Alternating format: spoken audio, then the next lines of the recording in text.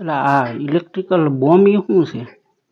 એમાં આ ટીવીની અંદર ચાલુ કરીને એટલે તરત ઇલેક્ટ્રિકલ બોમ્બ ને એનો દેકીરો ચાલુ થઈ જાય. ઇલેક્ટ્રિકલ બોમ્બની વાત નથી, ઇલેક્ટ્રિકલ બેન્ડ. આ વાગે એ એવા જ હોય ને, બેન્ડ એવા જ હોય કે આપણે લબ્બે બાજુ વગાડે ને બેન્ડ એવા જ હોય છે, પણ આ ઇલેક્ટ્રિકલથી વાગે, પાવરથી વાગે. એ આ બેન્ડનો ઉપયોગ ક્યાં થાય? એનો ઉપયોગ આ રેડિયોમાં થાય. એ આખી વાત એમ છે કે આ જે મોટા મોટા ઉદ્યોગપતિ હોય ને એ બેંકોમાંથી એ ઇલેક્ટ્રિકલ જે બેન્ડ છે એની ખરીદી કરે. ખરીદી કરીને જે તે પક્ષ હોય ને ચૂંટણી ટાઈમે એ પક્ષને એ બેન્ડ એની રેલીઓ માટે વગાડવા આપે.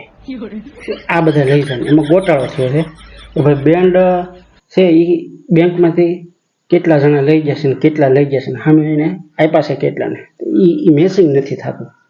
ફિગર મળો, તાળો મળવો છે ને તાળો નથી મળતો, સમજે? એટલે એ માથાકૂટ આખી ટીવીની અંદર આવે છે 2-3 દિવસથી. તો આ હસડો નવો જ લાગે. નવું કાંઈ નથી, બેન્ડ તો બેન્ડ જેવા જ છે, પણ એમાં હળ એટલે તમને નથી પૂછતી કે એની જે આખી ટેકનોલોજી છે ને આખી ઇલેક્ટ્રિકલ બેન્ડની એ આ સાદા બેન્ડ છે ને એવી નથી. આ ટેકનોલોજી એવી છે કે એ બેન્ડ તમે આ બાજુથી વગાડો ને આમ, જોકે ઇલેક્ટ્રિકથી વાગે, આ બાજુ દાંડીઓ પડે અને અવાજ આ બાજુથી આવે, અને આ બાજુથી જો પાવર આપે ને એ દાંડીઓ વગાડે ને તો અવાજ આ બાજુથી આવે. આની ટેકનોલોજીમાં જ આખી ટેકનોલોજીની આ આખી મિસ્ટેક છે અને એના કારણેથી એ આખું ગોટાળે સીડ્યું છે.